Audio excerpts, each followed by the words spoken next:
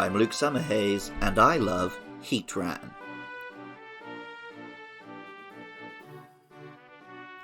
Volcanoes are a terrifying force of nature. When I was a child, my family visited Mount Vesuvius and the remains of Pompeii, even seeing the smoke rising from the caldera. More recently, here in Nagano, Japan, we have Mount Asama, a volcano which has had some massive eruptions in its history. Around both mountains are a wealth of archaeological remains because, for all their danger, volcanoes are a great place for life to flourish thanks to their rich soil. Because humans so often find themselves settling near volcanoes, they are also at the mercy of them.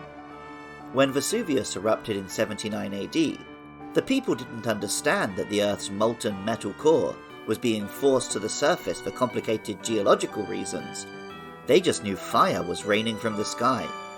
It is therefore inevitable that cultures all over the world explain volcanic activity with monsters or deities that live in the fiery depths. Heatran is the beast at the heart of the volcano in Sinnoh, a stand-in among Sinnoh's deity-like legendary Pokemon for the volcano gods of cultures around the world. It is a steel and fire-type Pokemon, representing the molten metal inside a volcano. Pokemon Heart Gold and Soul Silver tell us, boiling blood, like magma, circulates through its body. It makes its dwelling place in volcanic caves. Heatran has a bulky body with a large mouth and 4 clawed feet, squatting like a lizard. Diamond and Pearl tell us, it dwells in volcanic caves. It digs with its cross-shaped feet to crawl on ceilings and walls. And Platinum tells us, its body is made of rugged steel. However, it is partially melted in spots because of its own heat.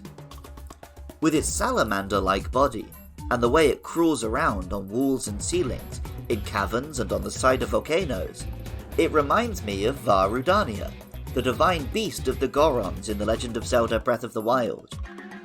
The name, Heatran, comes from the term heat transfer, and there isn't much on Earth that transfers more heat than a volcano, to be fair. The pronunciation in Japanese characters, Heatran, may also suggest a dra from the word dragon, instead, making the name more like fire dragon in Japanese. Welcome back to Does Andy Remember Gen 4 Pokemon?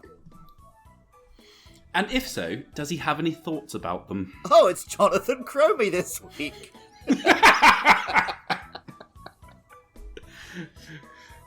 Heatran. Sorry, I shouldn't have said the H. Heatran. Heatran. Oh, I know Heatran. Meet him down in mine. You can't eat mine. Heatran. Big fire boy, isn't he? Yeah. Got rocks too, I imagine. Yeah. Oh, fire and steel, apparently. Oh, there we go. Not rocks. The opposite of rocks. Just like a really hard rock. Refined rocks. Yeah, I guess he's so hot, he refines the rocks into steel. Yep. Yeah, I like Heatran. I don't know why. I think Heatran helped me in the end of Arceus. So, thanks, Heatran. Ah, cool. You were appropriately levelled. Heatran can be seen in action in a few minor anime appearances. Villains use it in both the cinematic movie Arceus and the Jewel of Life and the Arceus Chronicles TV special. It was also the focus of a Pokemon Generations animated short. In the games, Heatran lurks on Stark Mountain, going mostly unremarked and essentially just sitting there waiting to be caught.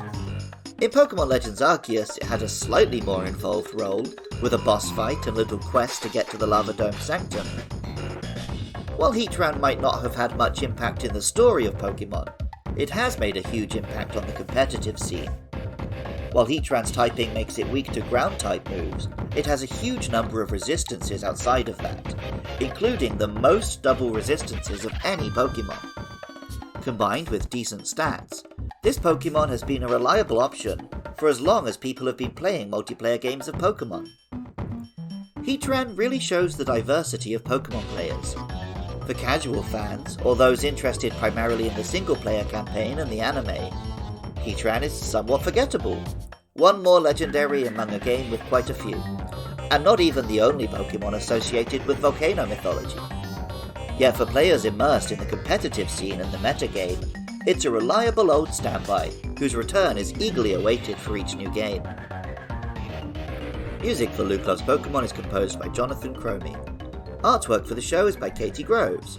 Writing, producing, and editing is all by me, Luke Summerhaze. Funding is provided by lovely listeners.